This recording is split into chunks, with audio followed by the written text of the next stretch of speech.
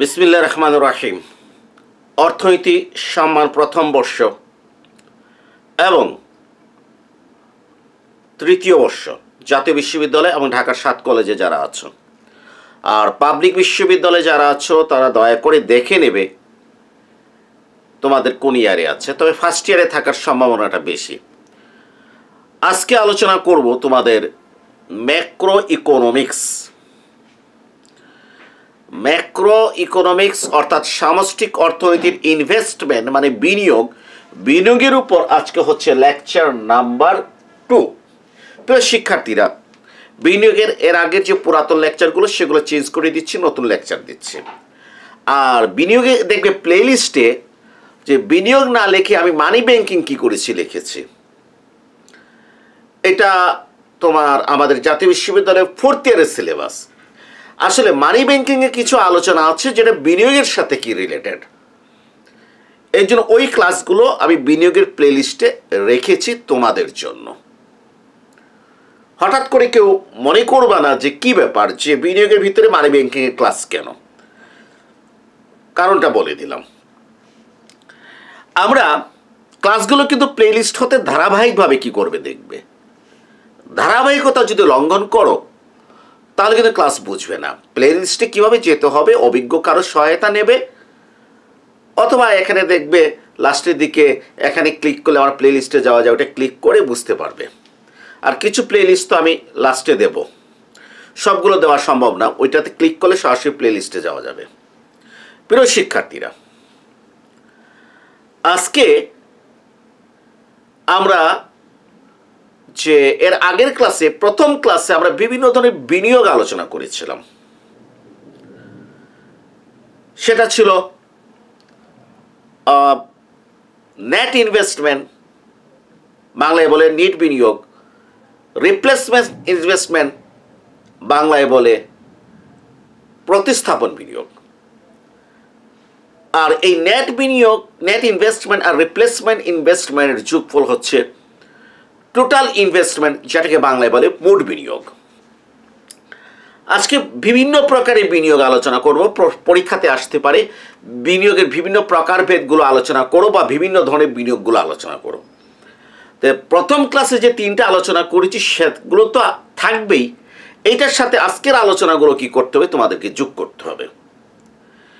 আমরা যদি মূলধনের দৃষ্টিকোণ হতে চিন্তা করি, মূলধন মানে কি ক্যাপিটাল, ক্যাপিটালের দৃষ্টিকোণ হতে যদি চিন্তা করি তাহলে বিনিয়োগ হচ্ছে 3 ধরনের। কয় ধরনের? 3 ধরনের। একটা বিনিয়োগ হচ্ছে ব্যবসায় স্থায়ী বিনিয়োগ। কি বলে? ব্যবসায় স্থায়ী বিনিয়োগ।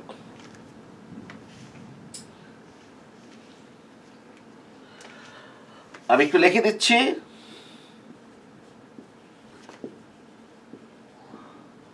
ব্যবসায়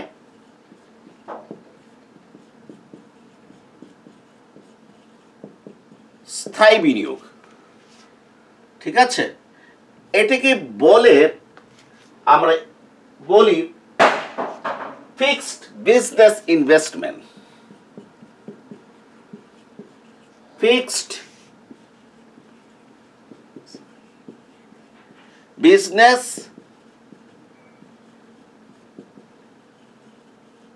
ইনভেস্টমেন্ট।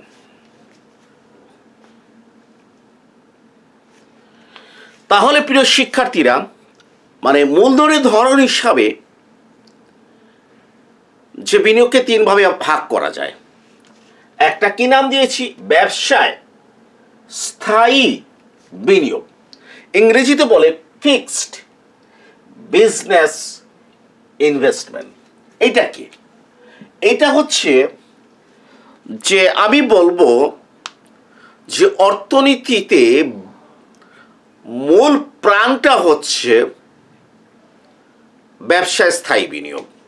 ফিক্সড বিজনেস ইনভেস্টমেন্টটা হচ্ছে অর্থনীতির মূল প্রাণ। কারণটা কি? কারণটা হচ্ছে যে একটা ফ্যাক্টরি স্থাপন, ওই ফ্যাক্টরির কল কবজা, যন্ত্রপাতি, মেশিনারিজ ইত্যাদির অবক্ষয় দূর করার জন্য, মানে ক্ষয়ক্ষতি দূর করার জন্য, মানে ডিপ্রিসিয়েশন কস্ট যেটা বলি আমরা, যে ব্যয় করা হয়, এবং পাশাপাশি যে এই যন্ত্রপাতি কলকবজা বা ফ্যাক্টরির যদি এক্সটেনশন মানে বৃদ্ধি যেটা করা হয়, এই বৃদ্ধির জন্য যে ব্যয়টা করা হয় সেটাকে বলা হয় ব্যবসায় স্থায়ী বিনিয়োগ। কথাটা আবার বলছি, একটা ফ্যাক্টরির, কি বলেছি, একটা ফ্যাক্টরির যে কলকবজা, যন্ত্রপাতি, মেশিনারিজ, তারপর একটা ফ্যাক্টরির স্থাপনা, এই যে যে বিল্ডিংটা আমরা যে তৈরি করলাম, ঠিক আছে, এগুলার জন্য যে একটা নির্দিষ্ট সময়ে যে ব্যয় করা হয় এবং এগুলার অবক্ষয় দূর করার জন্য, মানে ক্ষয়ক্ষতি দূর করার জন্য যে ব্যয় করা হয়, তার সমষ্টিকে বলা হয় বিজনেস ফিক্সড ইনভেস্টমেন্ট, ব্যবসায় স্থায়ী বিনিয়োগ। যেমন ধরো আবার হচ্ছে এখানে ফ্যাক্টরিগুলো আছে, ক্লিয়ার? হ্যাঁ, এই যে ফ্যাক্টরিগুলো আছে, বিভিন্ন ফ্যাক্টরি এখানে কি আছে, বিভিন্ন ফ্যাক্টরিগুলো আমার এই যে আছে, ওকে, এই যে ফ্যাক্টরিগুলো আছে। আমি এটা হচ্ছে 2022 সাল, ধরো সময় পিরিয়ড 1 বছর, 2022 সালের 1 জানুয়ারিতে আমার এই হচ্ছে কি ফ্যাক্টরির অবস্থা, আমার দেশের ইন্ডাস্ট্রির অবস্থা। 2022 সালের 1 জানুয়ারিতে 31শে ডিসেম্বর আমার ফ্যাক্টরি, আমার দেশের ইন্ডাস্ট্রি আরো এক্সটেনশন হলো, এখানে বেশ কিছু ফ্যাক্টরি কি হলো, স্থাপন হলো, এখানে বেশগুলো কিছু ফ্যাক্টরি স্থাপন হলো, এগুলো আমার আগের ফ্যাক্টরি ছিল, ঠিক আছে। 2022 সালের 1 জানুয়ারি আর 2022 সালের 31শে ডিসেম্বর, অর্থাৎ সময় পিরিয়ড 1 বছর, আবার আরো কিছু নতুন ফ্যাক্টরি এক্সটেনশন হলো। এই নতুন ফ্যাক্টরি যেগুলো এক্সটেনশন হলো, এগুলোর জন্য ব্যয় হয়েছে 500 কোটি। কত ব্যয় হয়েছে? 500 কোটি টাকা। এই 500 কোটি টাকা হচ্ছে আমার স্থায়ী কি বিনিয়োগ, বিজনেস ফিক্সড ইনভেস্টমেন্ট। কারণ এই যে নতুন ফ্যাক্টরিগুলো হলো, জমি অধিগ্রহণ করেছি, ফ্যাক্টরি স্থাপন করেছি, যন্ত্রপাতি কলকবজা ইত্যাদি কি করেছি, স্থাপন করেছি, এগুলো বাবদ ব্যয় হয়েছে আমার 500 কোটি টাকা। ক্লিয়ার? অতএব আমার বিজনেস ফিক্সড ইনভেস্টমেন্ট হলো, মানে ব্যবসা স্থায়ী বিনিয়োগ হলো 500 কোটি টাকা। শুধু কি 500 কোটি টাকা? জি না, আরো আছে। এই যে আগের যে ফ্যাক্টরিগুলো আছে, এগুলার কোনো কিছুর কলকবজা নষ্ট হচ্ছে, কোনো কিছুর একটা মেশিন পুরা নষ্ট হয়ে গেছে, তাহলে আমি যদি এগুলা যদি যে ক্ষয়ক্ষতি হয়েছে, কারণ উৎপাদন করতে গেলে কি হয়, ক্ষয়ক্ষতি হয়, এই ক্ষয়ক্ষতি দূর করার জন্য আমাকে কি করতে হবে, কিছু ব্যয় করতে হবে। যেমন কলকবজা নষ্ট হয়ে গেছে, যে কলকবজা নষ্ট হয়েছে সেগুলো রিপ্লেস করতে হবে। এখানকার বিভিন্ন ফ্যাক্টরি, মনে করেন 15টা মেশিন নষ্ট হয়ে গেছে, নতুন 15টা মেশিন কি করতে হবে, লাগাতে হবে, ঠিক আছে। এগুলো বাবদ আমার আরো ক্ষয় হলো, ব্যয় হলো 100 কোটি টাকা। এগুলো হচ্ছে ওই রিপ্লেসমেন্ট ইনভেস্টমেন্ট, ওই যে আগে যে বলেছিলাম। হ্যাঁ, তো এই সমস্ত যে আগের ফ্যাক্টরি যেগুলো আছে, এগুলো স্থাপনার বা এগুলো যন্ত্রপাতির বা মেশিনারিজের যে ক্ষয়ক্ষতি দূর হয়, সেই ক্ষয়ক্ষতি দূর করার জন্য যে ব্যয় 100 কোটি টাকা। এই 500 কোটি আর 100 কোটি যোগ করলে কত হলো? 600 কোটি টাকা।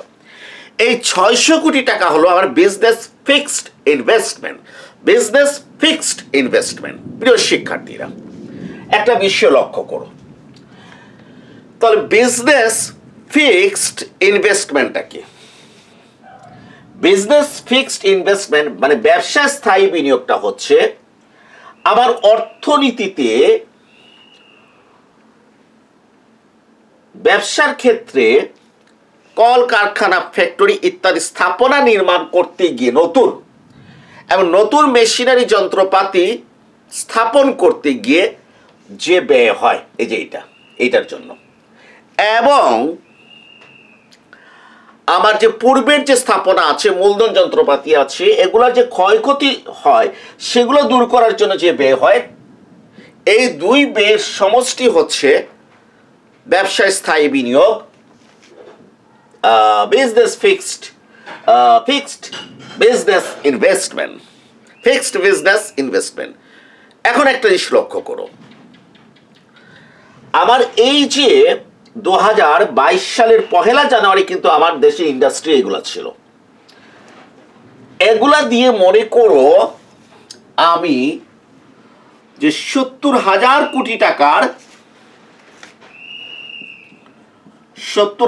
কোটি টাকার দ্রব্য ক্রয় করতে পারি, এগুলা দিয়ে উৎপাদন করতে পারি। আমার যে এই যে আমার দেশের যে ফ্যাক্টরি আছে, কলকারখানা আছে, যে মেশিনারিজগুলো আছে, এগুলো দিয়ে আমার উৎপাদন করতে পারি 70,000 কোটি টাকা। দ্যাট মিনস মনে করো আমার জিডিপি হচ্ছে 70,000 কোটি টাকা। এটাকে বলে আমার প্রোডাকশন ক্যাপাসিটি। কি বলে? Production capacity. এখন 2022 সালের 31শে ডিসেম্বর অর্থাৎ 1 জানুয়ারি থেকে 31শে ডিসেম্বর সময় মেয়াদ 1 বছর, এটা টাইম পিরিয়ড বলে 1 বছর। এই 1 বছর পর দেখলাম যে আমার আরো কিছু ফ্যাক্টরি যোগ হয়েছে, তাহলে এখন দেখো তো আমার প্রোডাকশন ক্যাপাসিটি আগে ছিল 70,000 কোটি টাকা, এখন এটা বাড়বে না কমবে? ডেফিনেটলি এটা কি হবে? বাড়বে। হ্যাঁ, বেড়ে কত হলো? 5,000 কোটি টাকা, বেড়ে 5,000 কোটি টাকা। তাহলে এখন আমার প্রোডাকশন ক্যাপাসিটি কত? 75,000 কোটি টাকা। 75,000 কোটি টাকা। এর মানে বিজনেস ফিক্সড ইনভেস্টমেন্ট অর্থাৎ ব্যবসায় স্থায়ী বিনিয়োগের মাধ্যমে একটি দেশের প্রোডাকশন ক্যাপাসিটি বৃদ্ধি পায়। ব্যবসায় স্থায়ী বিনিয়োগের মাধ্যমে একটি দেশের প্রোডাকশন ক্যাপাসিটি কি হয়? বৃদ্ধি পায়। কারণ বিভিন্ন ধরনের বিনিয়োগ আছে আমরা বলেছি, কিন্তু একটি দেশের প্রোডাকশন ক্যাপাসিটি বৃদ্ধি পাবে না হ্রাস পাবে সেটা নির্ভর করে কার উপর? ব্যবসায় স্থায়ী বিনিয়োগ, ফিক্সড বিজনেস ইনভেস্টমেন্টের উপর।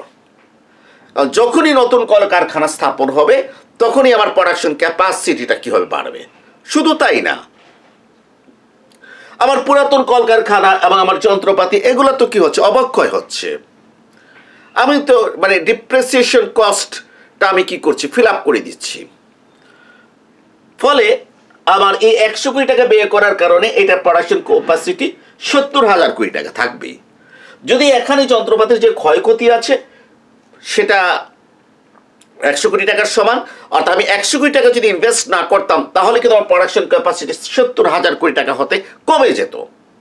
যেমন একটা ওই দোকানে 3টা ফটোস্টেট মেশিন আছে, একটা ফটোস্টেট মেশিন তার নষ্ট হয়ে গেল। এখন সে যদি ওই একটা ফটোস্টেট মেশিন যেটা নষ্ট হয়ে গেছে ওইটা যদি ঠিক না করে তাহলে তাকে 2টো ফটোস্টেট মেশিন দিয়ে কাজ করতে হবে। ফলে সে আগে যা সার্ভিস দিত এখন তার চেয়ে কি করবে? কম সার্ভিস দেবে। আর যেটা নষ্ট হয়ে গেছে এটা যদি ঠিক করে ফেলে আগের মতো সে সার্ভিস দিতে পারবে। অর্থাৎ এখানে ওই যে মেশিনারিজের যন্ত্রপাতির যে অবক্ষয় হয় সেটা দূর করার কারণে আমার প্রোডাকশন ক্যাপাসিটির জায়গায় থাকে, আর নতুন ফ্যাক্টরি স্থাপনের কারণে, যন্ত্রপাতি স্থাপনের কারণে প্রোডাকশন ক্যাপাসিটিটা বাড়ে। সো আমার ব্যবসায় স্থায়ী বিনিয়োগের কারণে আমার প্রোডাকশন ক্যাপাসিটি বৃদ্ধি পায়।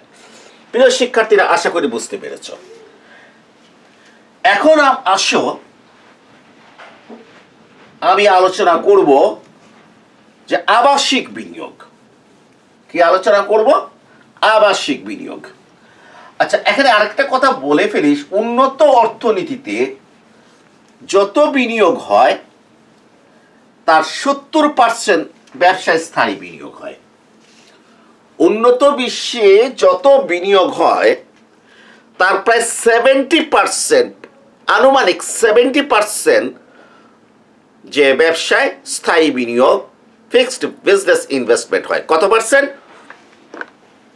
70% যত বিনিয়োগ হয় তার। এখন আসো আবাসিক বিনিয়োগ। আবাসিক বিনিয়োগ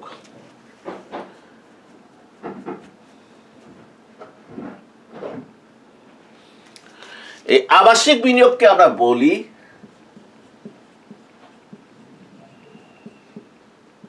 রেসিডেন্সিয়াল ইনভেস্টমেন্ট। প্রিয় শিক্ষার্থীরা, আবাসিক বিনিয়োগকে আমরা কি বলি? Residential investment. আবাসিক বিনিয়োগটা কি?